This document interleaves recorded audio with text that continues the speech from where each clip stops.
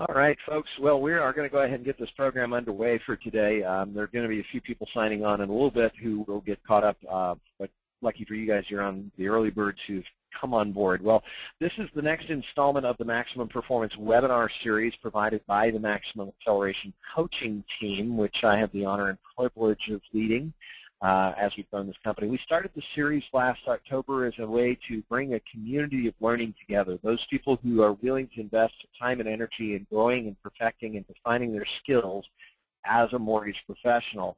And so we've been providing this series to our audience on a weekly basis since October, and today is the next installment of the program. I'm pleased and honored to introduce to you Coach Stephanie York, who is one of our most seasoned and experienced coaches, one of our most effective coaches as well. And by the way, kudos to you, Stephanie, and congratulations after recently completing your master's in organizational leadership, in addition to all the amazing work she's doing for her clients as a coach. And she's going to be sharing with us today concepts of leadership versus management and how to build a team and business that lasts. So without further ado, I'm going to let Stephanie take over the reins here and run us through what she has to share with us today. Well, thanks, Eric, so much for that really kind introduction. Hi, everybody. Welcome to the webinar. I really respect the time that you've given us, and I really want to add a lot of value. Please make sure that if you have questions that are specific to your situation, write them down and ask them during the live Q&A point at the end of the call, and/or email me directly. The concept we're talking about today, and I think Erik very generously said, I just graduated with my master's in organizational leadership. The master's program was about leadership, and we're talking about a very broad subject. So this is a very broad webinar, and I really want to make it as accessible as possible and give you some steps on how to kind of introduce leadership to your team, your company, or even if you're working as an individual, as so many people in the mortgage industry do, is that you're able to be more of a leader in your own business and a leader in your relationships with referral partners, because you do either manage those or you lead those. So I've tried to condense what was a 2-year course into just a really great overview of how leadership is different than management. And we'll cover a couple of the topics, but again, please get a pen and paper and write down things that you may be facing or situations you may want to know. How could I be a better leader in this with my team? And I'm happy to help you out with that. What we love at Maximum Acceleration is sharing as much as we can and helping people understand how to grow. So I wanted to really touch quickly the definitions. Now, these are really broad definitions. Trust me, I have an entire class on just influence techniques and how to motivate people, the science of motivation. And we dug really deep into management versus leadership, as well as the science of leadership. And there are a ton of theories out there that we're just not even going to bother touching on today. We don't need them, I think, for you to be really successful right away with a couple of key things. First of all, management is truly controlling systems and people using numbers and reports. Again, this is a huge, broad definition, but to be a manager, and there's different management styles that have existed since the beginning of the industrial age, where it really was a numbers game. We have to produce this much in order to be successful, so we push our people to produce this much, and we manage those numbers and we manage those people through the reporting function. And management really had very little to do with the people or how the people were managing the processes. And now we're coming out of the industrial age, and we're coming much more into the information age. Actually started doing that back in the 80s. And in the mortgage industry, we're far more an information age than we are a management age. Again, I hope I'm not being too broad. If anybody has questions, write them down and send them to me or ask. Leadership is much more about the project management of your job and the people management of the job than it is the systems and the numbers. A leader influences others through shared goal and vision. And you are still using numbers and you are still using reports, but you're trying to influence others to use their numbers and their reports to meet the company's goal and vision. And it's it took, again, another couple of classes to hammer out exactly what that means, but we're going to touch on this a little bit today. Why management is important. I don't want you to think that managing people and reports and numbers isn't important. I will never say that. You need to know where your production is. In fact, most of the people I work with in coaching, they don't have their arms around their numbers. You don't have a solid pipeline report or a lead report or a process. So you have to pay attention to your management. It's necessary to help the company itself function. You as an individual have to manage yourself. You have to manage your day. And so frequently, managing our day and our time and our process and our numbers isn't getting done. So I want to make sure I impress upon you that that's a really important function. Leadership is something that often has to be an overlay of the actual management of your business. Management is a great tool to measure progress. Reports are a great way to see where you're going. And we need those functional numbers to meet our business plan goals. It also, if you're a manager, a leader, or a company owner, it provides structure for employees and the workplace itself. You have to manage your team. They have to know their job descriptions and the expectations. And that often has to be in a report or number function.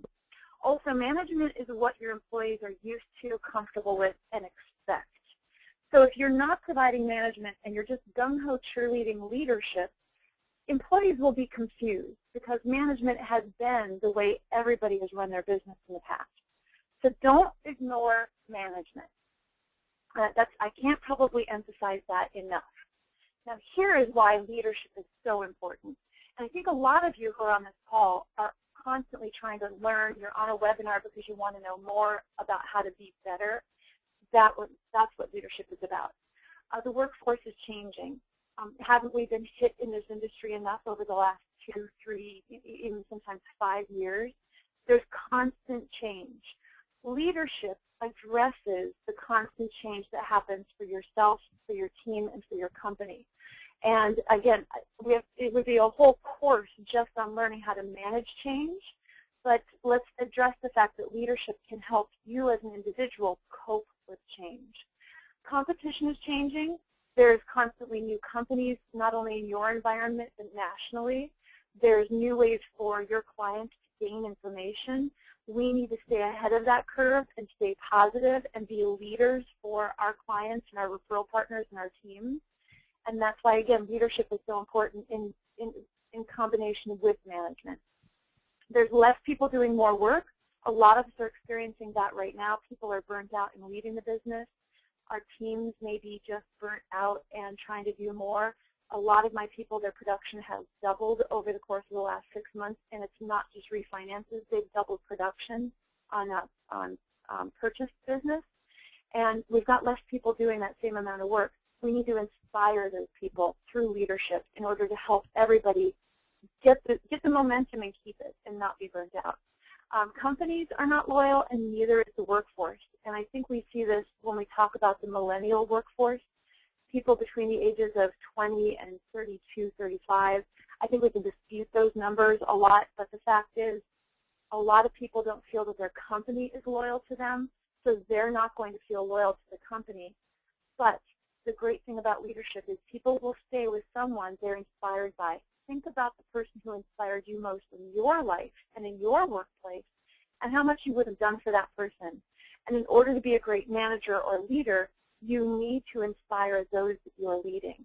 And that's why leadership is critical in today's competitive market. I love this picture because it really does talk, it shows you what the industrial age management was like versus what we need to do now. If you see yourself at the top talking down to your people and running your sales meetings where you're just delivering information and hammering on them about their sales numbers, you're old school. And what you need to be is the leader. And when you talk to your people about their sales numbers, you need to say, we haven't met our sales goals. I would love to help you meet your sales goals. And you get in the trenches with them, and you can start to do that verbally. It doesn't have to just be, you know, why haven't you met your numbers? It can say, I want to help you meet your numbers. How can we do that together? And that's the new look of business. I love this graphic for that. Again, write down any questions that are specific to you.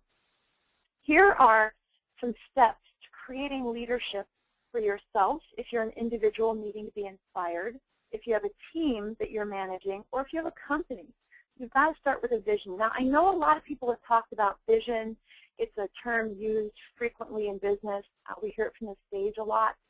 And it's a pretty daunting thing, but it's very powerful. A vision is like a branding statement. And don't get super complicated with it. If you've got a team, a vision basically is, what is your focus? Is it great customer service? Is it the best experience for a client or the best experience for a referral partner? Is it because you're safe and trusted? It doesn't have to be perfect. Keep remembering that. But when you're going to stand up in front of your team at the next sales meeting, you've got to say, okay, the second half of 2013, we are going to be all about great customer service. And what does that mean? It means these 5 things. We're safe, we're trusted, and you spell it out for the team so they can rally around a solid vision. Again, it could be 3 words. I think Nike, just do it. That's pretty much their company vision. So come up with one for your team. And even if it sounds cheesy or you borrow it from a Kleenex company, I don't care. But get something for the team or yourself or your company to rally around. That's the beginning of a leadership inspirational movement. Next, we want to talk about outlining goals for the team. Goals help clarify how to achieve that vision. So if you say, we're the customer service team, we want that great customer service experience. Okay, what are our goals? We will call back every single lead within 24 hours. We will call back every client once an application's been taken in every Monday. We will, you need to create specific goals that can be revisited and see if you've achieved those. Goals are not necessary as a job description for an employee. You're not going to say, you will call back every lead within 24 hours or you're fired. It's something that people rally around as a way to achieve the vision for the team. And that's how you can communicate the goal well, by saying, okay, our goal is to do this in 24 hours. Is everybody going to put in their best effort? How are you going to achieve that? Then at the next sales meeting, you revisit the goal and you say, okay, who got that done? Who missed a call within 24 hours? How did you fix that problem? Okay, we as a team are doing better. We're at about 75%. And then you can communicate how well you're doing on the goals, and it helps you grow towards your vision.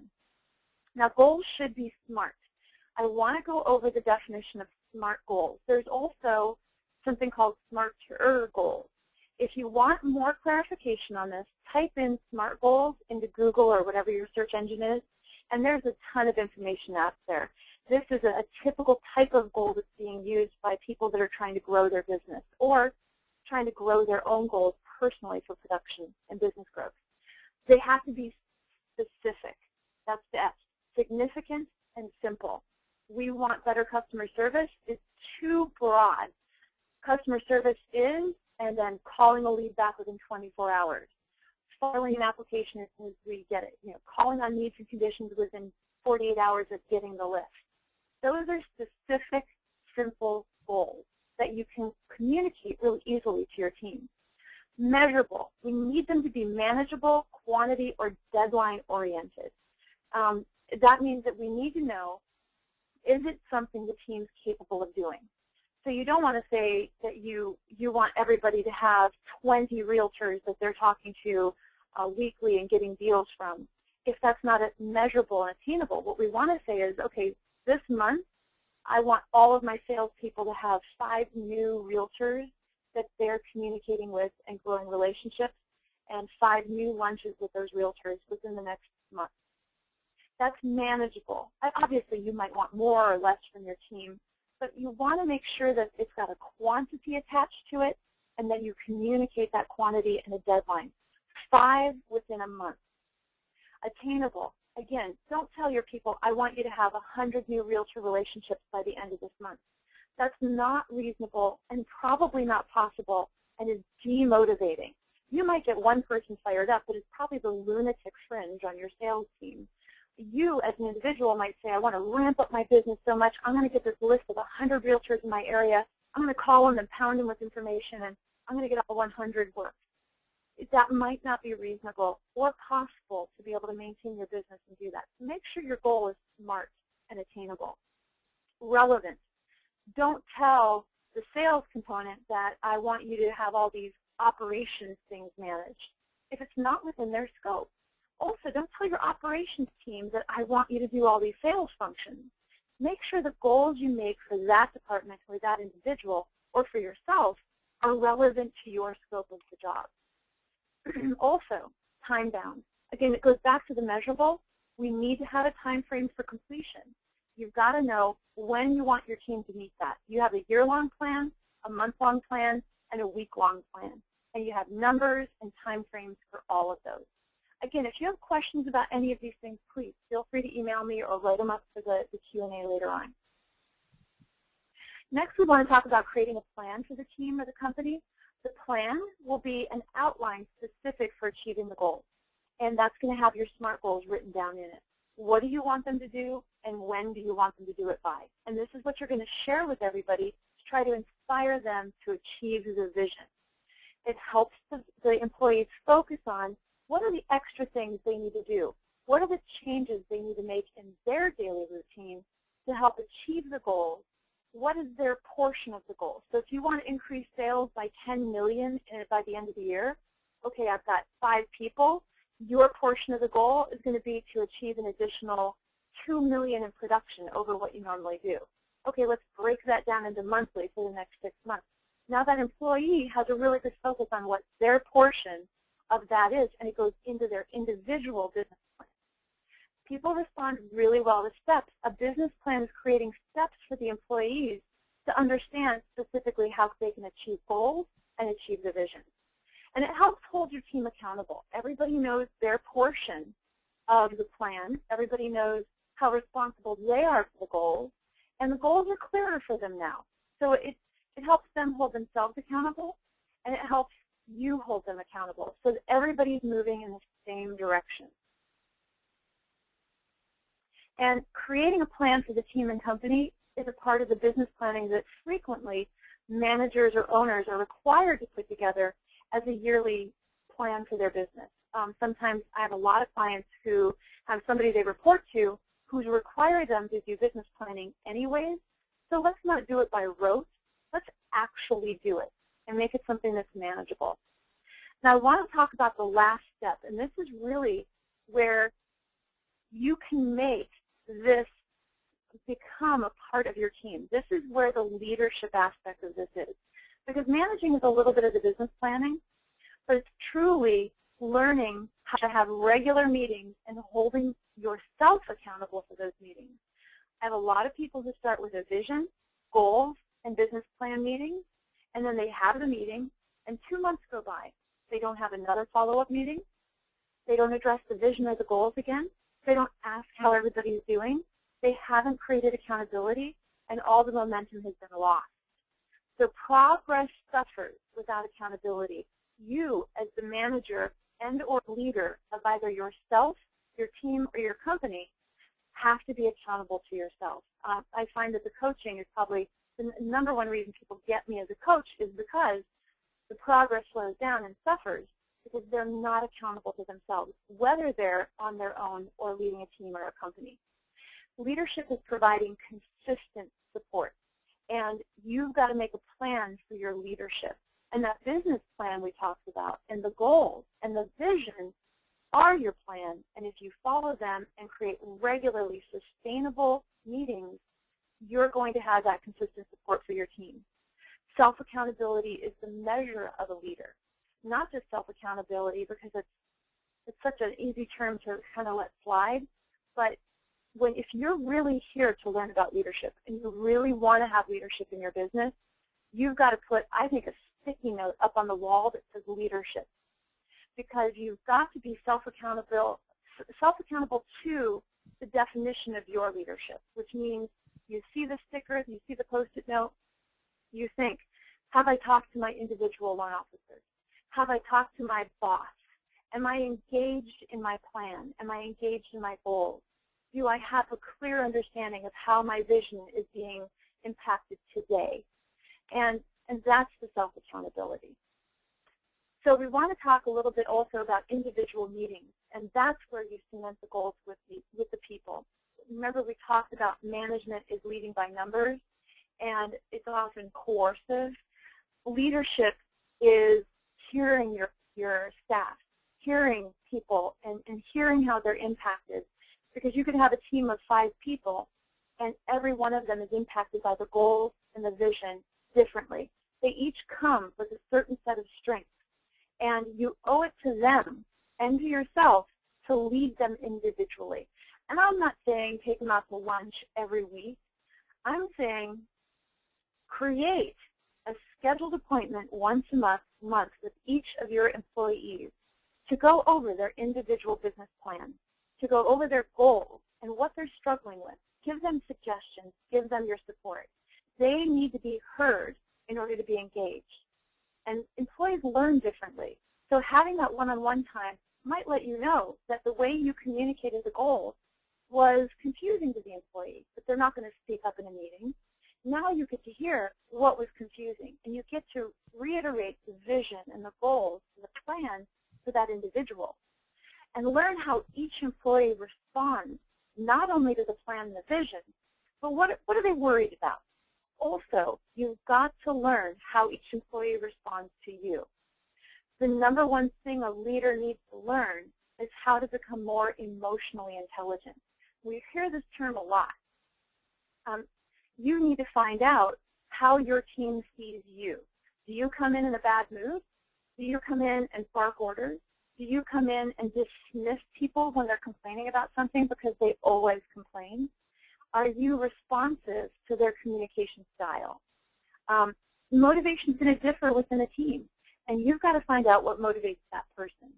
And are you cutting off the ability to motivate that person yourself? It's critical that you learn more about yourself. Now, emotional intelligence is, again, all these topics I'm telling you are really coursework in and of themselves. I'm kind of compressing it all down. Emotional intelligence, there's a lot of books out there by Daniel Goleman. There's a lot of articles. There's a ton of great stuff if you Google it. But you've got to be, the mark of a leader is to be self-aware. You've got to know how you're affecting people day in and day out. I'll tell you, a lot of individuals I work with who are very much in charge of themselves find that they get burnt out midday. And Tony Robbins is great about this. You get up and, he always says, jump up and down and yell yes, and you'll be in a positive mood, and you'll change your brain chemistry. And that's great. But you've got to know more often than that, more about yourself. I have a couple of really strong people who are working in very upscale, busy markets. And they're driven. And I coach them on the fact that they talk really fast. And they stop me mid-sentence. And they have 4 or 5 ideas on the table. And I tell them the impression of how they're communicating with me. And they're not aware that that's how they're perceived. And I have them record themselves. And even if you can't record both sides of a conversation, you can hear how you speak. And you can pay attention to how frequently you interrupt people or how impatient you might sound when you're on a call. You have to be aware of yourself. Know how you impact your employees, referral partners, everybody else you work in your office with. Adjust interactions appropriately. Watch your emails. Really sit back and analyze how you handled a certain call. How did you handle a conflict? Read your staff and help them when they have a problem. It's your job as the leader to help them understand you better. It's not their job to understand you better. Again, if you have any questions about that, please, write them up and I can help you through certain situations. The one key takeaway I got from a lot of the emotional intelligence theories that are being proposed out there, and there was one that has 21 aspects of an emotionally intelligent leader. It's a science in itself, was that learn about yourself. Emotionally intelligent leaders, and we're talking the top CEOs and the people who measure off the chart with emotional intelligence, they are lifelong learners. Every one of you who's on the call right now, you need to start using assessment tests. You need to know more about where do you land on the Myers-Briggs grid. What is your DISC profile? we do disc testing for all of our coaching clients at Maximum Acceleration. There's a ton of free testing out there. There's a lot of books as well. There's the Strengths Builders, which is for some of the high Ds and the people who have attention focus issues. Strengths Builders might be better. The emotional intelligence books read a lot more like textbooks. But just get out and learn more about how you handle stress and how you handle situations. And you will learn to be much better in every situation as a leader. So again, I would love to answer any of your questions. If you've got them, put them together for the Q&A that's coming up here in a little bit. I want you as a leader for yourself, your team, or your company to schedule a time in the future that you're going to reassess your vision, your goals, and how you're communicating. You might get really busy. This happens a lot where, okay, I put goals forth. My team has doubled production. I'm busy. We all fall back in the traps of old management skills. We get stressed. Make an appointment for 2 weeks from now. And for those of you who are really serious, once a week, Friday morning, come into the office, lock the door. Go to a Starbucks, don't go into the office, whether it's 8:30 to 9:30, and sit down and really think through, never settling for the same old, same old. Are you reacting to things, or are you proactively attempting to move things forward? Read or watch videos, go to conferences. Don't spend the money to go to conferences if you can find it and get access content like our webinars. Always work on growing. And make an appointment with yourself to learn something daily or weekly that maybe is outside of the reassessment of your leadership skills. I can't impress this upon you enough. Again, it's probably why people hire a coach, because we reassess weekly with you, and we're constantly checking in on business plans. But you can do this for yourself. Respect that appointment. And with that, I'd love to take any questions that you have. I brushed over, again, a lot of content, but hopefully easy steps to start incorporating leadership into your management style. And thank you so much for your time. I look forward to any questions now. All right. Well, Stephanie, as people are just kind of formulating their thoughts and thinking back through some of what you've shared, there's a couple of questions that have been posted already that I think are great questions that let's get started with. One of the first ones posted by Sean here is, what do you do if they're not buying in? I'm assuming, Sean, you're talking about, you've all been in environments where you get the heckler, the smart aleck who's overly confident, probably has a confidence issue in himself, but the guy who's just pretending to be the know-it-all, who's really not buying in or engaging. What do you recommend doing if you're in a leadership position with somebody like that? That's often sometimes the hardest person, but bravado and heckling is often a sign of weakness. It's your strongest people who have the lowest self-esteem. And again, getting assessments for yourself and or your team will allow you to see the weaknesses that they have within their personality styles. But that doesn't help if you have somebody who is talking back, fighting the vision and goal planning, being cynical. I would strongly recommend that you have a one-on-one with them and open up and have a true conversation about, why do you feel you need to do this way? I was coaching, I'm still coaching, a large company in Texas, and they have 2 of their top producing loan officers are just bad apples. They come in and they literally swear and scream at their processors, and they threaten the company all the time. They've gone and tried to quit going and joining other companies to threaten for more money, more split. And I say at some point, is it valuable? And I know money is money, don't get me wrong. Again, is it good to let one person lead your team on your behalf through a tyrant attitude? Or is it better to maybe give that person an ultimatum, and if they don't change, they have to go? I had one of those top producers who was bringing in almost a fourth of the production leave the company. Everybody else was so relieved. Processors were working better. Now the company's on vision and on goal. I don't know if that helps, but try to work with them at first and learn why they're reacting the way they are, help them through it, or they may not belong there. Awesome. Okay, well, the second question, Stephanie, is what tools can you use to help your team stretch their belief curve? I'm assuming the question is coming from along the lines of we've all worked with individuals. It's like, they feel like they couldn't do more than 2 loans a month, and they can't possibly imagine what it would look like to, to jump that to 3 or, to 4 or 5 loans a month, or even to get them to vision bigger and then work it backwards to figure out how to do it. I'm assuming kind of that's where that question's coming from. But the ultimate question here, how do you get your team to stretch their or get beyond some of their own personal limiting beliefs? It's a great question, and man, that's a tough thing to do if you yourself are not really comfortable with your leadership role. If you've got a 1 to 2 or 3 loan a month person, is it okay to have that person? Absolutely. If they're not costing you anything, not everybody's going to be a top producer. So let me just throw that out there. It's okay to have some really solid producers coming in at 3, 4, or 5, unless it's costing you for that seat. I think that you have to not worry about them suspending their belief system until you get into the one-on-one conversation. Then, as a leader, you listen to why they feel they can't get past that number, and you ask them what getting past that number would mean to them. So a lot of leadership is actually just like coaching. In fact, I'm coaching a lot of my leaders to be coaches themselves. So when you're asking these leading questions, you're only averaging 2 loans a month. Are you comfortable with that production? What do you see holding yourself back? They're not going to say, well, I don't think I can do more. They're going to tell you, if you've given them time and you're listening, they're going to say, I'm not comfortable calling on realtors I don't know.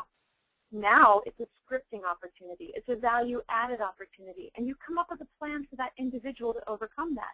But again, if your whole team, every one of my companies that has gone through major change and succeeded and grown, they have had to leave people behind. And I don't say that Joe, who sits in the corner, who's really sweet, shouldn't be helped. But if the entire company is increasing, improving, and becoming more professional and successful, there's some people who will not be able to fit into that belief system, and they will let themselves go, or they'll either grow or they won't. But I think if you work on the one-on-ones and you find out why they're stuck, or you ask them what they perceive better success is, that's where you're really going to hit the rubber meets the road. Awesome. Well, all right. So, guys, keep posting these questions in as we're, kind of going through this part of the discussion. We actually are doing extremely well on time today, so we'll have some room to cover a lot more questions than we sometimes do on these webinar forums. But I'll tell you what, one of the other good questions that came through here is Stephen asked the question, any suggestions of good tracking or reporting tools that you can use with LOs, operations managers, et cetera?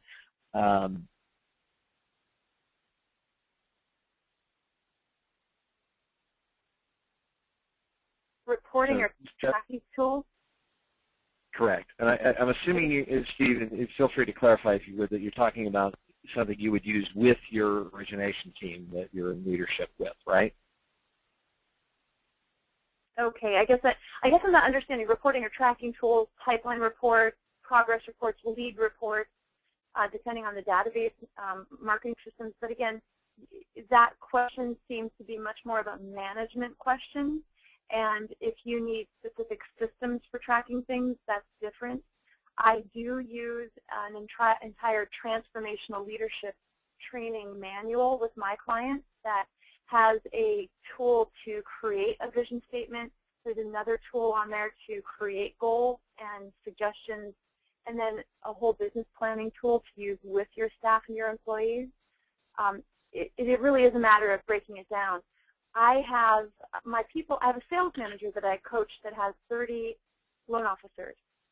And we've gone through this process with him where he's a transformational leader. And he's really trying to help his salespeople become leaders themselves. That's really ultimately the goal. You don't want to constantly be coddling people. You want to teach them to self-inspire. So you teach them to create their own vision. You teach them to create their own goals, and everything's in line with the company, and everybody's happier. So he has a separate digital file with every single loan officer's business plan in it, and then keeps a Word doc inside that file so that when he goes, he takes his iPad with him, and he has one-on-one meetings for 15, 20 minutes once a month with everybody.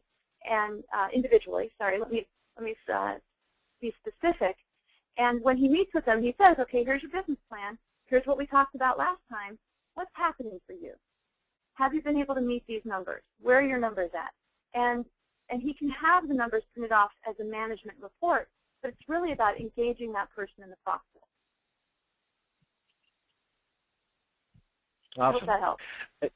Yeah, definitely. Well, and just so you know, Steve, by the way, maybe a good opportunity to take take advantage of one of our strategy sessions with one of our coaches. We do also provide our coaching clients with some reporting and tracking tools for themselves to use personally, both on the planning side. What should your volume goals look like? What are some of the targets, minimum standards that you want to try and set up for yourself and for your team?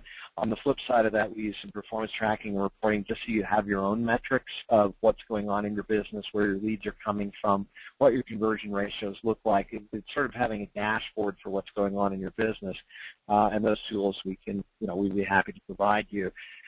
Okay, guys, I think we've got time for basically one more question. I do want to let you know, though, that even if we run out of time to get all your questions answered, please continue to post them as we finish out today's program, because we will make sure that you get them answered. There was one final question that was posted here that I wanted to make sure we covered. Stephanie, you mentioned a couple of books, and I'm going to try and type these into the chat Q&A section as you're giving them to me. The question is basically, can you recommend any great leadership books? And I know you mentioned the first one being Daniel Goleman. And I believe it is Goleman. Is that correct? Yeah. The emotional and I've got to say, it's emotional intelligence. He also did another book called Social Intelligence. But again, his book isn't really a functioning book for you to go in and say, hey, here's a plan. It is a lot more storytelling and how emotional intelligence and social intelligence applies. So it's a good read, and you can get stories out of it, but it's not going to be any kind of manual or how-to. It's just an overview of what social and emotional intelligence are. Any other books you would recommend, Stephanie? Yeah, there's been some great books. I'll tell everybody to go back to the old favorite, How to Win Friends and Influence People. It's actually such an amazing book about basic communication. It's really old. You can get it really cheap, and it's absolutely should be on everybody's bookshelf. You should be able to pull that thing out. Yeah, if you've got a loan officer who's not doing really great, it's an easy read for people who have focus issues. Just a great thing. Yeah, and it's How to Win Friends and Influence People by Carnegie. I'm going blank on his first name. Dale Carnegie? Dale. Yes. Right. And probably, in my opinion, one of the top 10 business books of, top 10 personal development books ever written, period. So certainly, guys, is definitely a great, and it's interesting you mentioned that, Stephanie, because I wouldn't necessarily, it's usually, talked about in sales circles. You can talk about the Dale Carnegie courses and stuff like that. It's interesting. I wouldn't have thought to apply it to the coaching and leadership side of things. Well, guys, I want to thank Coach Stephanie. I know, Stephanie, you've got to run to another appointment. I'm going to go ahead and take over here and finish out today's program. I want to thank Stephanie once again for, the great wisdom that she shared with us. She does, by the way, have some tools and an offer at the very end of today's program that she wants to share with you. A lot of what she's talked about today is about creating accountability, and one of the key elements, or the secret sauce, if you will, to pulling and through some of this engagement, this influence, and this inspirational leadership style of helping your team grow to exceptional levels and how to get there faster. A big element of that is accountability, and you heard it in many of the themes of what Coach Stephanie shared with you in today's program. You heard the idea of trying to create self-guidance and self-motivation with the client that Coach Stephanie shared with you, that is coaching his team on how to become self-directed, self-leading. And, a lot of that has to do with this whole concept of accountability, the promise that we make to somebody else. When you look at the top performers in any field or in any area of work, particularly sports, for example, you look at the Michael Jordans, the Wayne Gretzky's, and the Tom Brady's of the world. What do they all have in common? Well, the simple answer is they all had somebody to hold them accountable. They all had somebody who cared as much, if not more, about their success as they did. Somebody that when they didn't feel good or when they didn't want to get up and do that drill one more time was there to hold them accountable to their higher purpose and what they were striving towards and to keep them moving in that direction. Coach Stephanie introduced our coaching team a couple of months ago to a study that was done by Brigham Young University in, I believe it was 1998. I get numbers flipped around every once in a while. But it basically talked about how do ideas get implemented. Well, the study, if they said, that's a great idea, they got a 10% chance of implementing. When a person says, yes, I'm going to do it, and they commit to it out loud, they've got a 40% chance of actually implementing and executing that idea. When they commit to someone else that they're going to do that idea, that percentage chance crosses the 50% line, and we get to the 60% chance of growth. But when they set a specific future time to share that progress with someone they have committed or promised that they would do this to, they have a 95% chance or better of accomplishing or implementing that idea. And you heard that theme of commitment, accountability, specific measurable time frames for completion.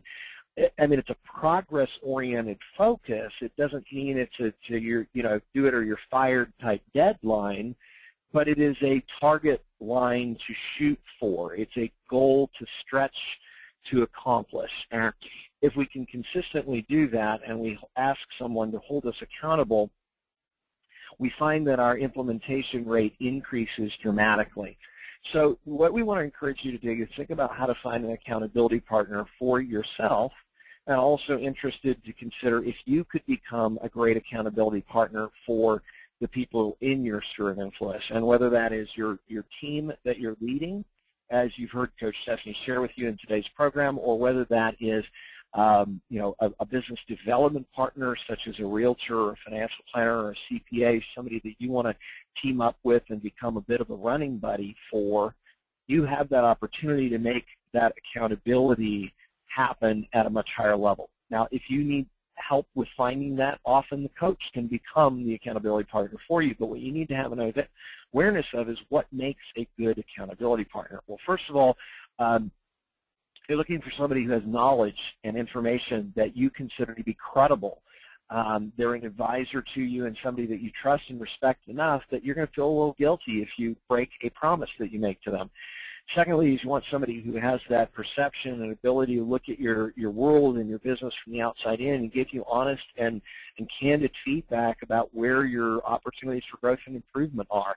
And they care enough about you to be honest with you when you're doing something dumb. I mean, many times over the last several months, my coach that I invest in and the coaching team that I have the privilege of working with, including Coach Stephanie, have been accountability partners for me, helping me realize that, that some of the steps and strategies we're trying to implement may not necessarily be pointed in the right direction. We all need that at every level, and the faster we want to grow, the easier it becomes the more important it becomes that we bring on that accountability resource. So, it's also that person that checks in with you regularly at regularly scheduled intervals to keep you on track and keep you focused on that steady progress. And there's somebody that can be that running buddy for you. I'll explain that a little bit more. Well, at Maximum Acceleration, many of you have been posting questions about, I'm sure those of you that haven't are thinking, what is this whole coaching thing all about? What does it look like? Well, we use a very diagnostic process in our coaching program where we're going to help you assess, plan, and execute a growth strategy that is personalized and tailored to your specific needs. It's going to help you achieve your goals faster. We do this through the model of what we call the Pyramid of the Complete Loan Officer. We do an initial battery of assessments. Those are scored based on the tiers of the Pyramid of the Complete Loan Officer, which is kind of a gridding and ranking of where all your opportunities for growth are. From there, we build it into a customized personal development plan, and those goals are driven to you, and those action items are provided for you one step at a time so that you can overcome those hurdles and achieve those goals that you want to achieve. Of course, the benefits of the Maximum Acceleration Coaching Program is you'll receive the initial conference call to build your business plan. You'll get utilization of our proprietary assessment tool. You'll get 12 individual one-on-one coaching sessions with your personal coach over a 6-month period. You'll have access to our time tracker, performance tracker, and workflow productivity system, 6 months of coaching with one of our highly experienced and certified coaches, as well as the learning content driven to you, so your focus is on execution of the action items. We really focus on the runway level, tactical skills development level coaching is what we do. So, what makes us unique and different than other coaching companies out there in the industry or in other industries is that we provide you the exclusive access to our members-only resources and tools. We've accumulated a library of literally over 20 gigabytes of information, Word document templates, Excel spreadsheets, letters, programs, tools, resources, and skills development exercises for pretty much anything that you need to accomplish in the growth. We also incorporate into that content provided by Loan Toolbox, Mortgage Market Guide, and the Platinum Marketing System provided by Vantage Production. You'll receive regular touchpoint calls with your coach and email access between sessions. And, of course, our biggest commitment to you is that our coaching program is designed on a high degree of accountability. Often our clients are involved in the program for 18 to 24 months, and it's tailored to each client individually because it's specific to what your goals for growth are. Now, the only reason the maximum time we let a client renew or purchase a semester of coaching is 6 months at a time, is because we want to keep the accountability high. Our coaches are committed to your success, and that is our only real goal. There's no long-term contracts. You're not going to get sent to collections if you miss a payment on your coaching investment. And actually, we do offer a month program. If it's not working out quite the way you want, you have the option to cancel or discontinue at any time with 20 days notice. The reality is the client's results and experiences are what really proof is in the pudding kind of thing. So, you look at some of the value and some of the benefits that our clients have received. Adam Kernan recently commented that 13 new loans in a single week, his best week of origination ever. Randall Brower, after 13 years in the business, came online with our coaching program, has doubled his business year over year consistently since joining the program, and in the first 4 months of this year, has already exceeded his annual growth last year, more than doubled his production. So, if you look at the numbers, a gross income of net $222,000 more this year, first quarter, than last. These are programs and these are results of real clients who've really gone to it. But the ultimate element of this, it's not for everybody. It's only for those who are serious about growing to the next level. We only have a limited space and capacity in our coaching program. At any given time, we're reaching very close to maximum capacity right now.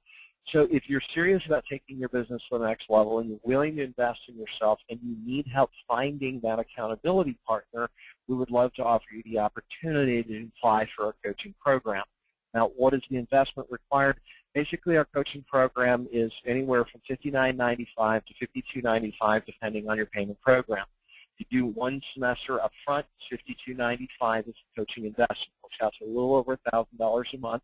Our first goal, which we hit about 85% or better at the time, is to get you to where your coaching investment is yielding you at least a 2 to 3 times return on your investment within your first 60 days. And like I said, we hit that goal about 85% or better.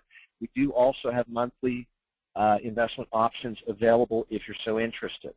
Now, I mentioned to you that in addition to the one-on-one coaching program, you are also provided access to, as part of your coaching investment, access to the Platinum Marketing System provided by Mortgage Success Source, Vantage Production. Now, they recently changed their name, and I haven't updated the slide, but you'll receive those additional benefits or bonuses. You'll also get access to Greg Frost's Maximum Influence series, which is a 6-part webinar that teaches you everything you need to know about winning every sales conversation. You'll get access to our Trade Show Success Strategies video, which talks about how to generate 91 leads in 19 hours. And it's a DVD home study course, step-by-step through the process. You'll receive access to our dashboard, our tools, libraries. Long story short, over $15,000 in additional bonus programs and value that are included in that one-on-one coaching investment and the month-by-month access. Every month you're enrolled in the coaching program, you'll receive access to all of those Mortgage Success Source products and options. So I told you at the very end of the program there was going to be a bonus, a free gift to you. One additional free opportunity that you will get By the way, if you're interested in taking advantage of that coaching program, you're welcome to post that you're seriously interested in coaching in the Q&A section of the webinar platform. We'll get followed up with you directly on that. In addition to that, we'd like to offer you, as a thank you for attending today's program and for investing your time in yourself, Coach Stephanie has volunteered offering her free leadership assessment tool to find out your score and what you need to work on, where your opportunities for growth in program are. If you would like to receive a copy of that assessment tool, simply just email Coach Stephanie, stephanie@mxlcoach.com, or you're welcome to contact her by phone directly to go ahead and get a copy of that free leadership assessment tool that she mentioned earlier in today's program. Now, I wouldn't be doing my job as a coach if I didn't offer you the opportunity to receive some more information about coaching. One of the best ways, if you think you're interested and you're serious about investing in yourself and taking your business to the next level, getting you from where you are to where you want to go a lot faster, the fastest way we found out to get you the information and let you experience what coaching can do for you is to actually experience it through one of our no-cost, no-obligation strategy sessions. If you'd like to participate or take advantage in one of those programs with Coach Stephanie, myself, or any of the other coaches available, and again, these are filled in a first-come, first-served basis. So if you'd like to request one of these strategy session options, go ahead and jump to mxlcoach.com/strategy, or you're welcome to post a phone number and email address to contact you for scheduling purposes in the Q&A section of the webinar. Now, last thing I wanted to introduce you guys to just before I wrap up and put you some action items in play. One is next webinar that we will be doing in this series. We've eased off a little bit over the summer just because of holiday vacation schedules and stuff like that. We've backed off a little bit on the pace of our week of this webinar series. Our next webinar will be coming up on Tuesday, July 23rd, and Coach Stephanie will be back talking about taking a little bit of today's conversation deeper on how to staff for accelerated growth. What are the keys to identifying, recruiting, and retaining the right team at the right time to help you grow your business? You know, if you're in that state of mind of where, geez, you can't really think of how you could afford to take on any more business right now because you're completely overwhelmed and exhausted, definitely want to check out next week's program. Again, there's no cost or obligation. It's just the next part in our Maximum Performance webinar series. Okay, so like I said, I wouldn't be doing my job as a coach if I didn't give you something to walk away with that was an executable plan. So here's what I want you to do. Before you jump into your next email, before you return your next phone call or voicemail, take 2 minutes and put together an action plan for the time you've invested in today's program. Because here's the problem, guys. Coach Stephanie shared a wealth of information with you in today's program. She has given you some overwhelmingly powerful ideas. But ideas without action are useless. They have no value to your business if you don't do something with those ideas. They're not just going to happen organically or by osmosis, right? So first thing you need to do is decide what's the most valuable thing you heard in today's program. Pick it out. Make a decision what's the one idea you want to implement first. By the way, you will all be receiving a recording of today's program, and just be patient with us because of holiday summer schedules. We are a little short-handed this week, and there is about 8 to 10 hours of back-end production work that has to be done to get the video reformatted and edited properly so that it can be posted on YouTube so that you can have access to it. But you will receive notification once that video is done. It will usually be by Thursday of this week at the latest. We would expect to have that up. Just be a little patient with us.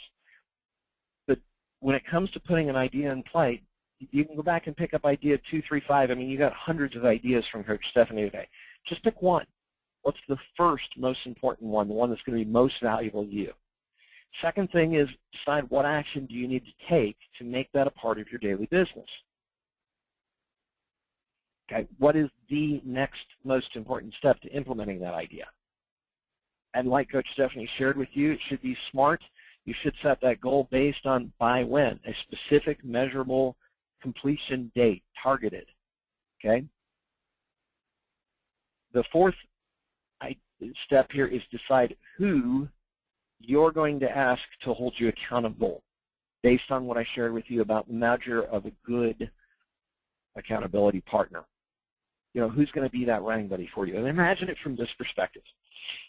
You decide you want to lose weight as a New Year's resolution. So maybe not January 1st. January 2nd, you get up and you start jogging, right? You do it the 3rd, the 4th. By the 5th, you're a little bit sore. You're a little kind of, yeah, do I really want to do this? But you get up and do it anyway. By the 6th, you're exhausted. It's tired. You've been jogging every morning. You probably pushed it a little too far on day, on the 5th. And it's cold and it's wet and it's nasty outside, so you roll over, hit the snooze button again on the alarm clock. Do you ever get back up and go jogging again? Most people wouldn't.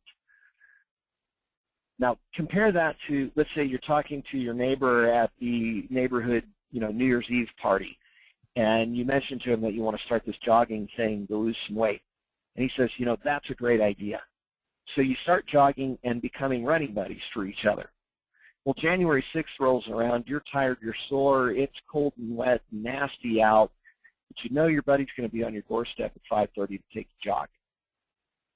So you get up and do it anyway. See, it's so easy to break the promises we make to ourselves. It is so much harder to break the promises we make to each other. So the most valuable thing you could do with this idea and action plan from the idea you picked up from today's webinar is set an accountability plan. Find an accountability partner who you trust, respect, and believe has the knowledge and consistency to provide that follow-up support that you need. Make a promise to them of what you're going to do and by when you're going to do it, and ask them to follow up with you and hold you accountable to completion and help keep you on track with it.